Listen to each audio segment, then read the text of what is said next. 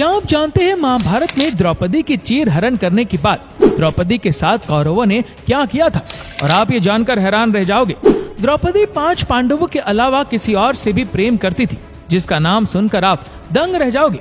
और द्रौपदी ने क्यों दिया था कुत्तों को इतना बड़ा श्राप, जिसकी वजह से कुत्ते आज भी खुले में सहवास करते।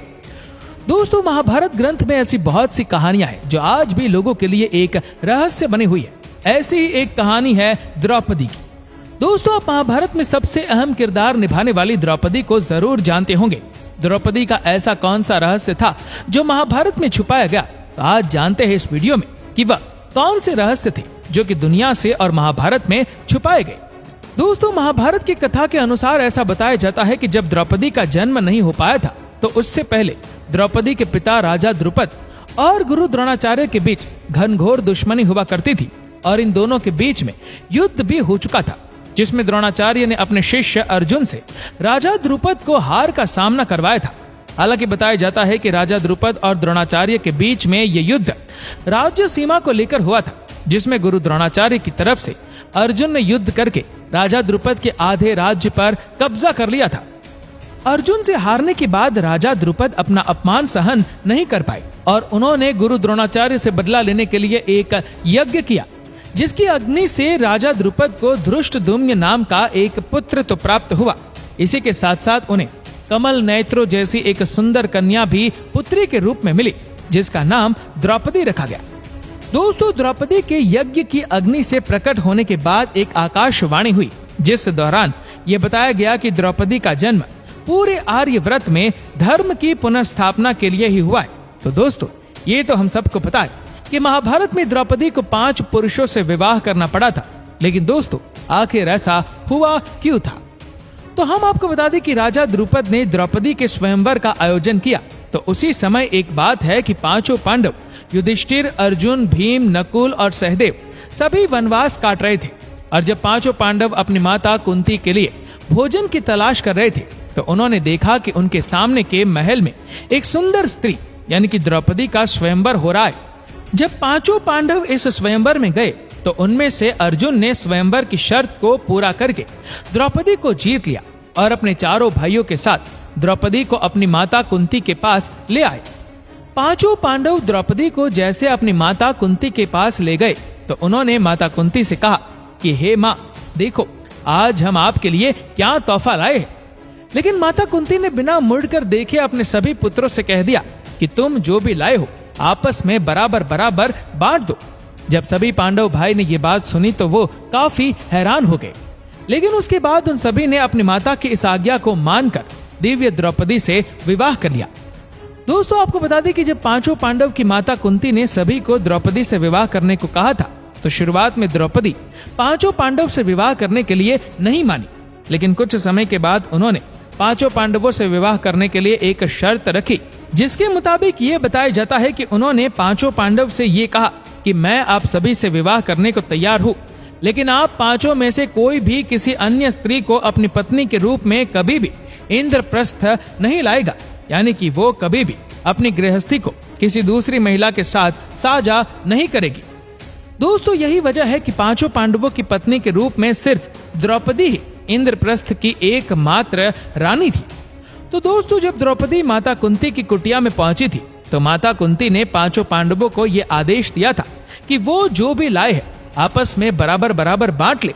लेकिन जब माता कुंती ने मुड़कर देखा तो वो भी हैरान हो गए और सोचने लगे कि उन्होंने ये क्या अनर्थ कर दिया। अपनी बेटी समान बहू को 5 पुरुषों के साथ विवाह करने के लिए मजबूर कर दिया। ऐसे में कुंती को दुखी देखते हुए श्री कृष्ण ने उन्हें समझाया कि ये सब तो द्रौपदी के पिछले जन्म की तपस्या का फल है। कहा जाता है कि द्रौपदी पिछले जन्म में एक साधु की बेटी थी और उनका विवाह नहीं हो पा रहा था। अपने विवाह के लिए द्रौपदी ने भगवान शिव की घोर तपस्या की थी और उनसे वरदान मांगा था कि उन्हें 5 गुणों वाला पति चाहिए, लेकिन 5 गुण किसी एक में मौजूद होना संभव नहीं था, जिसके चलते द्रौपदी को अगले जन्म में 5 पतियों का सुख प्राप्त हुआ। दोस्तों, महाभारत के दौरान द्रौपदी ने बताया था कि एक पतिव्रता स्त्री में कौन से लक्षण होने चाहिए। एक बार की बात है जब श्री कृष्ण की पत्नी सत्यभामा द्रौपदी से मिलने आए तो उन्होंने द्रौपदी से ये पूछा कि आपके पांचों बलशाली पांडव आपका इतना सम्मान क्यों करते हैं? तब द्रौपदी ने सत्यभामा को जवाब देते हुए कहा कि मैं अहंकार और क्रोध से बिल्कुल परे हूँ और मैं केवल अपने पतियों की खुशी में ही खुश रहना पसंद करती हूँ। मैंने जब से पांचों पांडवों के साथ विवाह किया है तब से मैं किसी भी अन्य पुरुष को देखकर आकर्षित नहीं होती हूँ और मेरा तन मन सब कुछ पांडवों का ही हो चुका है। जब युधिष्ठिर ने अपनी पत्नी द्रौपदी को जुए में दांव पर लगा दिया था, इसके बावजूद भी द्रौपदी ने अपने धर्म का पालन करना नहीं छोड़ा। दोस्तों, महाभारत के अनुसार ऐसा बताया जाता है कि महर्षि ऋषि वेद व्यास ने द्रौपदी का विवाह पांचों पांडवों से करवाया, तो उन्होंने इसके साथ साथ द्रौपदी को एक वरदान दिया था कि जब भी वो पांचों पांडव भाइयों में से किसी एक के बाद दूसरे के पास जाएगी तो उनका कुंवारापन उनके पास वापस आ जाएगा। दोस्तों, महाभारत में ऐसा बताया जाता है कि द्रौपदी जब पांचों पांडवों से विवाह करने के बाद अपने निवास स्थान आई थी तो उन्होंने पांचों पांडवों से ये कहा था कि वो एक समय में केवल एक पांडव के साथ ही निवास करेंगी और अगर कोई इस नियम को तोड़ेगा तो उसे वनवास में रहकर कठोर ब्रह्मचर्य का पालन करना पड़ेगा। तभी एक बार की बात है कि युधिष्ठिर अपने कमरे में द्रौपदी के साथ संभोग कर रहे थे और उनकी चप्पलें बाहर ही पड़ी हुई थी, लेकिन कहीं से कुत्ता आया और युधिष्ठिर की चप्पलों को उठा कर ले गया। उसी समय अर्जुन द्रौपदी के कमरे की तरफ आ रहे थे। जब अर्जुन ने कमरे के बाहर चप्पलें नहीं देखी तो उन्हें ऐसा लगा कि द्रौपदी के साथ कमरे में कोई भी नहीं है और वो कमरे के अंदर चले गए। अर्जुन ने अंदर जाते हुए देखा कि द्रौपदी और युधिष्ठिर दोनों आनंद में खोए हुए थे। जब उन दोनों ने भी अर्जुन को देखा तब अर्जुन द्रौपदी के नियम को तोड़ चुके थे और सजा के मुताबिक अर्जुन को वनवास काटना पड़ा था। लेकिन दोस्तों, जब द्रौपदी को यह पता चला कि इसमें अर्जुन की कोई गलती नहीं थी और ये सब कुछ कुत्ते की वजह से हुआ, तो द्रौपदी ने सभी कुत्तों को यह श्राप दिया था कि जिस तरह से तुम्हारी वजह से किसी ने मुझे संभोग करते हुए देखा है, उसी तरह पूरी दुनिया तुम्हें भी संभोग करते हुए देखेगी और तुम्हें लज्जा का एहसास होगा। दोस्तों, ऐसा भी बताया जाता है कि स्वर्ग यात्रा के दौरान जब खाई में गिरकर द्रौपदी की मृत्यु हो गई थी, तब भीम ने अपने बड़े भाई युधिष्ठिर से यह पूछा था कि द्रौपदी ने अपने जीवन में कभी कोई पाप नहीं किया, फिर वो हमारे साथ स्वर्ग क्यों नहीं जा सकी? जिसका जवाब देते हुए युधिष्ठिर ने भीम से कहा कि द्रौपदी हम पांचों पांडव भाइयों में से सबसे ज्यादा प्यार अर्जुन से करती थी, जिसे उसने हमसे छुपा के रखा था और यही वजह है कि वो स्वर्ग तक नहीं जा सकी। परंतु दोस्तों, बताया यह भी जाता है कि द्रौपदी ने कर्ण के प्रेम का रहस्य भी छुपाया था। दोस्तों, बताया जाता है कि द्रौपदी जब वनवास का 12वां वर्ष काट रही थी तो एक दिन वो 5 पांडवों के साथ जंगल से गुजर रही थी, जहां उन्होंने एक जामुन का पेड़ देखा और जामुन के पेड़ में जामुन का गुच्छा लटक रहा था।